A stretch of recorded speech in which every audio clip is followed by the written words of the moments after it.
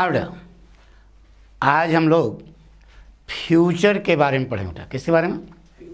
आप सभी को बताया है कि आज जो हम स्पेशल चीज़ बताने जा रहे हैं बेटा कि अंग्रेजी में टेंस केवल 2 होते हैं।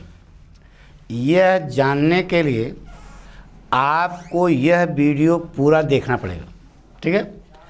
6, 7, 8, 9, 10, 11, 12 किसी भी कक्षा का लड़का है उसको सीखना है तो यह वीडियो पूरा देखेगा बेटा, ठीक है? तो आज हम पढ़ने जा रहे बेटा future. Future indefinite simple future, ठीक है? देखो बेटा, इसमें टेंस नहीं लिखा आपने। क्यों? कुछ जानना चाहोगे? अंग्रेज लोग शुरू में प्रेजेंट में जब भाषा की शुरुआत हुई उस समय वह या तो प्रेजेंट में बात करते थे या फिर पास्ट में की बात करते थे। भविष्य के बारे में उनको जानकारी नहीं थी। तो मेंटास की गोली खाई तो दिमाग की घंटी बजी, तो कहा यार भविष्य के बारे में बात कर सकते हैं। तो देखो इधर तुम्हारे सामने है, भविष्य के लिए कोई रास्ते नहीं छोड़ रखा था। तो प्रेजेंट बात करते थे या फिर भविष्य के। अगर फ्यूचर फार्म होती तो यहाँ पर फ्यूचर लिखा होता। तो फ्यूचर जो है था ही नहीं उनके यहाँ, तो केवल 2 में बात करते थे, प्रेजेंट में और पास्ट। तब जब दिमाग की घंटी बजी तो उन्होंने सोचा यार कि भविष्य के बारे में भी हम लोग बात कर सकते हैं। तब क्या करें? तब उन्होंने मॉडल वर्ड्स बनाना शुरू किया बेटा। दुनिया भर की मॉडल वर्ड बनाई। Shall, should, will, would, can, could, may, might, must, दुनिया भर की बनाई, ठीक है? तो ध्यान से सुनो बेटा, मॉडल वर्ब को स्टैंडर्ड भाषा में डिफेक्टिव वर्ब्स कहा जाता है। क्या? ऐसी वर्ब जिसमें कुछ न कुछ क्या है, डिफेक्ट है। तो फ्यूचर के भाव को व्यक्त करने के लिए अंग्रेजों ने 2 मॉडल्स बनाई, शैल और विल। दोनों का अर्थ होता है गागी गे, ठीक है? अब लड़के ने कहा गुरुजी दोनों का अर्थ गागेगी है तो एक ही बनाना चाहिए था, 2 क्यों बनाया? ठीक है? तो जानना चाहोगे? इसलिए कि अपने भाव को व्यक्त करने के लिए, अपने विचार को व्यक्त करने के लिए अंग्रेजी में 2 शब्द हैं बेटा, आई और वी। संस्कृत में 3 हैं, अहम, आवाम, वयम, लेकिन अंग्रेजी में केवल 2 हैं, आई और वी। इनके लिए उन्होंने स्पेशल अंग्रेजी बनाई गागेगी क्या, शैल। अन्य समस्त कर्ताओं के साथ क्या लगाया, विल। वही देखो यहाँ बन गया पहचान, गागी गे। नियम है आई और वी के साथ शैल, अन्य समस्त कर्ताओं के साथ विल, आगे वर्ब की फर्स्ट फॉर्म, यह नियम है। अब यही हमको समझाना है बेटा, ठीक है? शुरू करें। एक वाक्य लेते हैं बेटा, जैसे कहा बेटा वह कल आगरा जाएंगे, यह वाक्य बेटा। अब इस वाक्य का हम लोग ट्रांसलेशन करेंगे। देखो वही नियम निकलेगा बेटा, समझाना पड़ेगा, रटना नहीं है। कौन जाएंगे? वह। कर्ता लिखो, सीधे पहुंचो, फुल स्टॉप, घन घन घन अच्छे से जाओ, बन गया। वह क्या अंग्रेजी बोलो बेटा? दे। अब ये आपकी निगाह है फुल स्टॉप पे गई। गागेगी की अंग्रेजी बताओ, शैल और विल। तो बताइए दे जो है आई और वी है क्या? नहीं। तो दे के लिए क्या लगाओ गागेगी? Will. They will went to Agra tomorrow. यह लड़के ने वाक्य बनाया। तो गुरुजी ने इसको क्या कर दिया? काट दिया। लड़के ने कहा गुरुजी क्या गलती है? तो उन्होंने कहा यहाँ वेंट नहीं होगा, क्या होगा बेटा? गो होगा। लड़के ने कहा गुरुजी गो क्यों होगा ये बताइए। उन्होंने कहा बेटा तो नियम है। तो ये न कहो बेटा, ये न कहो कि नियम है, नियम क्यों है ये समझाना है। Yes sir. इसको पढ़ना कहते बेटा। तो क्यों होगा जानना चाहोगे? Yes sir. एक सही वाक्य लेते बेटा, जैसे कहा बेटा दे गो टू सी द ताज। यह नीचे जो वाक्य लिखा है सही बेटा। इस वाक्य से इस वाक्य को टैली कराओ। देखिए बेटा, दे दे सही है। Yes sir. गो वर्ब की प्रेजेंट फॉर्म, तो विल भी वर्ब की प्रेजेंट फॉर्म, ठीक है। यह वर्ब है कि घोड़ा है कि हाथी है? वर्ब है। एक बार, यही तो वर्ब है। एक बार वर्ब आ गई, दोबारा वर्ब आएगी, ये किस रूप में आई? इन्फिनिटिव रूप में। तो उसी प्रकार से यह विल भी तो वर्ब है, यस सर। डेफेक्टिव वर्ब है, वो बात अलग है, लेकिन वर्ब तो है। Yes sir. एक बार वर्ब आ गई, इसके बाद दोबारा फिर यहाँ पर वर्ब आएगी तो किस रूप में आएगी? इन्फिनिटिव रूप में। तो वेंट का इन्फिनिटिव बनावट है टू गो। टू गो, ना वेंट का इन्फिनिटिव क्या होगा? To go. तो यहाँ पर टू गो होगा, क्या होगा? टू गो होगा। इतनी बात समझ आ गई ना। अब नीचे का वाक्य बना दे, फिर समझो। दे गो वेल एक ही फॉर्म है। Yes sir. एक बार वर्ब आ गई, दोबारा वर्ब आएगी तो किस रूप में आएगी? इन्फिनिटिव रूप में। तो यह भी वर्ब है, इसके बाद दोबारा वर्ब आएगी तो किस रूप में आएगी? इन्फिनिटिव रूप में। अब हम इसको मिटा रहे हैं बेटा। Yes sir. यहाँ पर वेंट नहीं होगा, क्या होगा? टू गो होगा। तो टू गो क्यों होगा, ऐसा समझ आ गया ना? गुड। तो गुरुजी ने पूछा कि मूर्खाचंद यहाँ टू कहाँ लगता है? तो लड़के ने कहा गुरुजी शांत रहो, अभी सब समझाते हैं। क्या समझाना है बताइए बेटा। यह कौन सी वर्ब है? यह जो है डेफेक्टिव वर्ब है, अभी आपको बता बेटा। यह कौन सी वर्ब है? डेफेक्टिव वर्ब है। डेफेक्टिव वर्ब माने ऐसी वर्ब जिसमें कुछ न कुछ क्या है? कमी है, ठीक है। डेफेक्ट माने क्या होता है? कमी। अभी समझाएंगे क्यों डेफेक्टिव वर्ब कहा जाता है बेटा। बताइए बेटा क्या नाम है? अनुभव के घर पर एक साइकिल है। ध्यान सुनो बेटा, अनुभव के घर पर एक साइकिल है, ठीक है।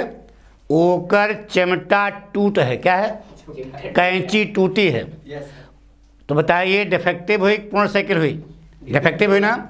उस टूटही साइकिल पे 80 किलो के पाठक मचमचा के बैठे, तो बताइए नहरिया तक पहुंच पाएंगे?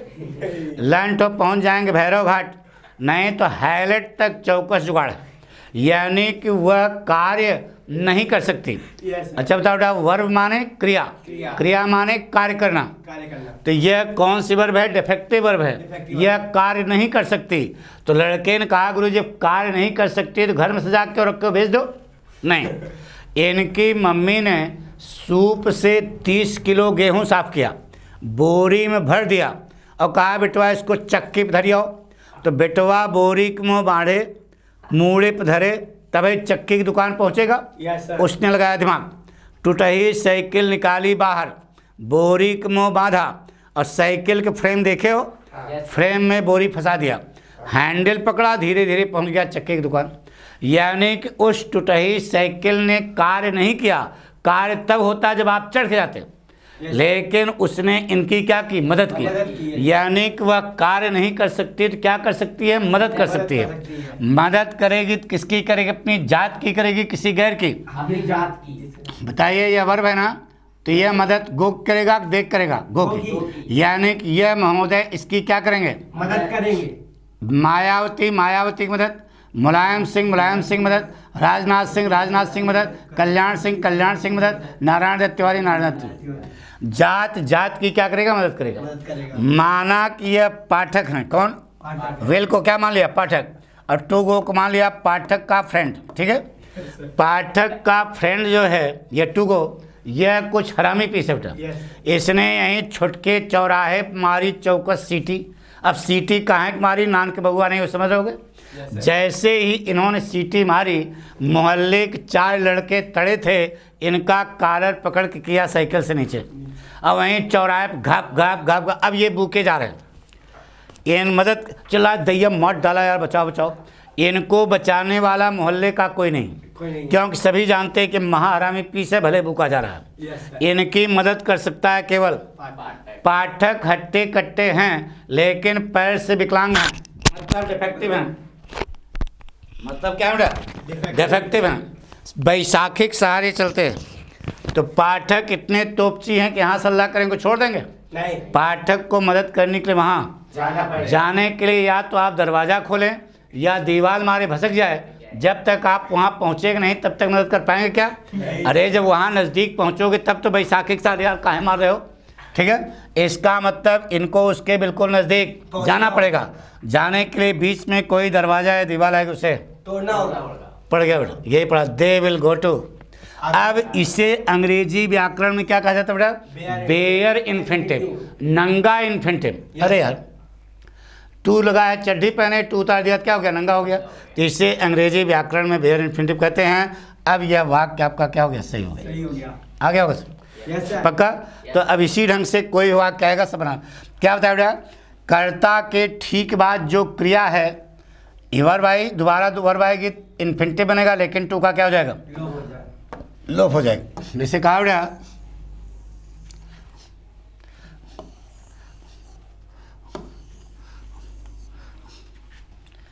अगला वाक्य देखिए बेटा, सिखा बेटा,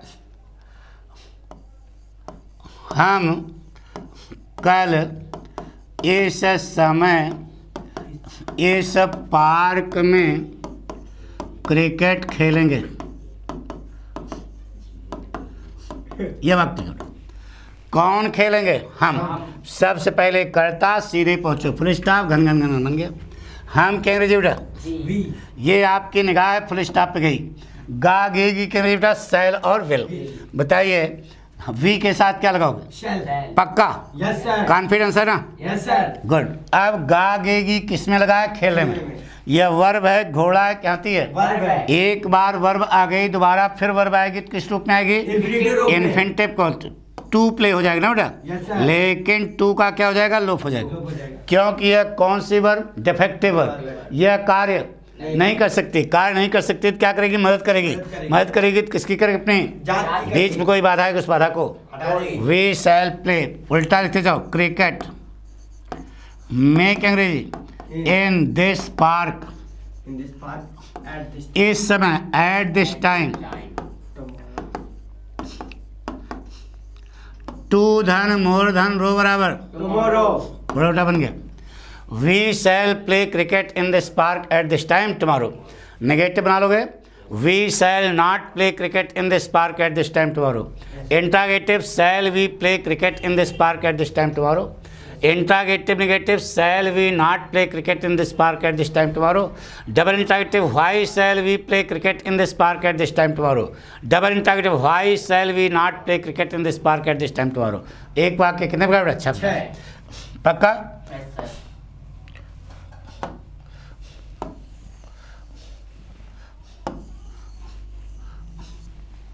अब देखो बेटा, एक पॉइंट और आपको दिमाग में रखना पड़ेगा। वादा, धमकी, दृढ़ता, अवश्य, ये चार मामले हैं। वादा, धमकी, दृढ़ता और अवश्य।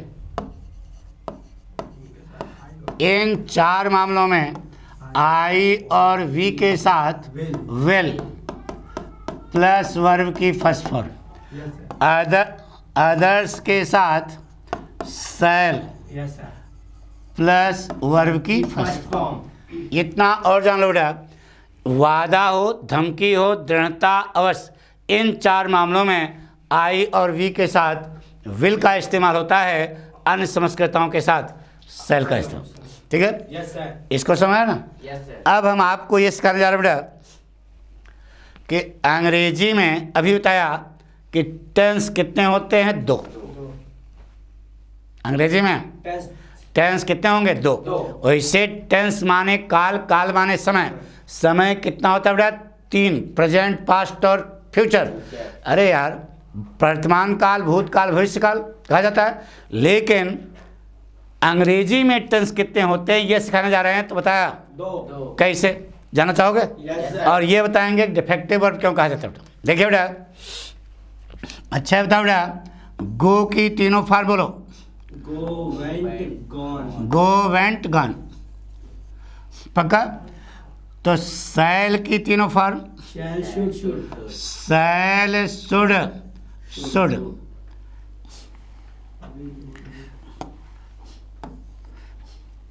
शैल, शुड और शुड। विल की तीनों form, will, would, will, would, would. पहले ये समझो कि डिफेक्टिव वर्ब क्यों कहा जाता है बेटा, यानी कि इसमें कुछ न कुछ कमी है, क्यों कहा जाता है इसको समझो। आइए पहले पे, गो की तीनों फॉर्म है, गो, वेंट, गान। ध्यान सुनो बेटा, गो का आप इस्तेमाल करते हो अंग्रेजी ग्रामर में, वेंट का भी इस्तेमाल होता है, गान का भी इस्तेमाल होता है, ठीक है। यानी कि यहाँ पर तीनों फार्मों का इस्तेमाल होता है, गो का भी इस्तेमाल होता है, वेंट का भी इस्तेमाल होता है, गान का भी इस्तेमाल होता है। यहाँ पर आइए, शैल का प्रयोग आप अभी सीखे, शुड का प्रयोग जानते होंगे, लेकिन बताइए इस शुड का प्रयोग कभी आपने पढ़ा जीवन में? नहीं, हम तो नहीं पढ़े भाई। विल प्रेजेंट में इस्तेमाल होगा, वुड पास्ट में इस्तेमाल होगा, लेकिन ये जो थर्ड फॉर्म आपकी लगी है इसका इस्तेमाल कभी आपने पढ़ा? नहीं, हमने तो नहीं पढ़ा भाई। इसका मतलब ऊपर वाली जो वर्ब है गो, वेंट, गान, ये तीनों फॉर्म इस्तेमाल होती हैं, लेकिन शैल और विल, शैल के इस्तेमाल होता है, शुड के इस्तेमाल होता है, विल के इस्तेमाल होता है, वुड के इस्तेमाल होता है, लेकिन ये जो तीसरी फॉर्म है इसका इस्तेमाल नहीं होता। इसका मतलब इसमें कुछ न कुछ कमी है, यह कारण है कि इसका इस्तेमाल नहीं होता। इस स्टेज से डिफेक्टिव वर्ब कहा जाता है, ठीक है। अब हम आपको सिद्ध करने जा रहे हैं बेटा कि अंग्रेजी में टेंस केवल दो होते हैं। जरा मोटी किताब जिससे यहाँ नहीं है, देखिए बेटा, समझा? Yes sir.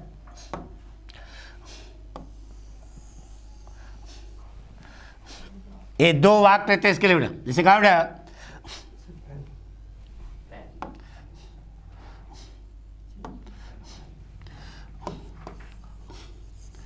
They go to see the ताज। दूसरा वाक्य है we shall go to see the Taj. देखो ध्यान से, they will go to see the Taj. सभी वाक्य सही हैं। अब आप बताइए पहला कौन सा टेंस है? आप ही लोग बताओ बेटा, कौन सा टेंस है पहला? दे गो टू सी द ताज। यह प्रेजेंट इंडेफिनिट है, प्रेजेंट टेंस है, सिंपल प्रेजेंट है। तो किस आधार पर कहा कि यह प्रेजेंट टेंस है? अरे यार, कर्ता के ठीक बाद गो कौन सी फॉर्म है? प्रेजेंट फॉर्म है, इसलिए यह प्रेजेंट टेंस हुआ। ठीक है, आपको रटाया जाता है बेटा। और ध्यान रहे, हमने आपको बताया है कर्ता के ठीक बाद प्रेजेंट फॉर्म आई तो कौन सा टेंस हुआ? Present tense. तो कर्ता के ठीक बाद यह शैल कौन सी फॉर्म है बेटा? इसका मतलब यह भी कौन सा टेंस हुआ? प्रेजेंट टेंस हुआ। अरे यार, आगे तो इन्फिनिटिव बनाया, टू का लोप हुआ है, उससे क्या मतलब? कर्ता के ठीक बाद गो फॉर्म आई तो कौन सा टेंस? Present tense. कर्ता के ठीक बाद शैल फॉर्म आई तो कौन सा टेंस? Present tense. तो कर्ता के ठीक बाद विल देखो कौन सी फॉर्म है बेटा? विल कौन सी फॉर्म बोलो? प्रेजेंट फॉर्म है, तो यह भी कौन सा टेंस हुआ? Present tense. यानी कि वास्तव में फ्यूचर जो है एक भाव है जिसको व्यक्त करने के लिए हम लोग प्रेजेंट का सहारा लेते हैं। ठीक है, तो आपको आश्चर्य न हो रहा। अब देखिए, NCERT ग्रामर किताब है, पाठक के पास नहीं है, ये पाठक नहीं छपाया, नहीं जो है, लेकिन इसमें आपको लिखा हुआ मिलेगा। ये पाठक 40 साल से पढ़ा रहे हैं कि अंग्रेजी में टेंस केवल दो होते हैं। अब धीरे धीरे समाज में जो रेग रही है कि हाँ हाँ बात तो पठकवा सही कर रहा है। देखिए बेटा, इसमें टेंस जो है बताया गया कि कितने हैं।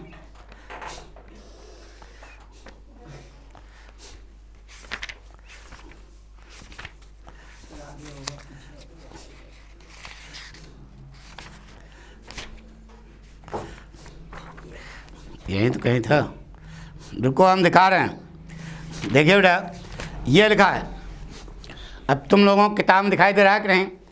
लिखा है आधुनिक अंग्रेजी में केवल दो ही टेंस होते हैं। ये हमने नहीं लिखा, किताब में लिखा बेटा। तो दो टेंस क्यों होते हैं ये समझ ना बेटा? एक्चुअल में टेंस तो 3 होते हैं, लेकिन अंग्रेजी में टेंस केवल दो होते हैं, क्योंकि फ्यूचर जो टेंस बनाते हो वास्तव में बनता किसमें है? प्रेजेंट टेंस में है। बात सारी क्लियर हो गई? तो इस प्रकार से आज से आप तो ऐसा गलती नहीं करना, कोई आपसे पूछे कि टेंस कितने होते हैं तो क्या बताओगे? 3, प्रेजेंट, पास्ट और फ्यूचर। लेकिन अगर कोई पूछे कि अंग्रेजी में टेंस कितने होते हैं तो आप बताना केवल 2, क्योंकि फ्यूचर जो है वह प्रेजेंट में ही बनता है। Thank you.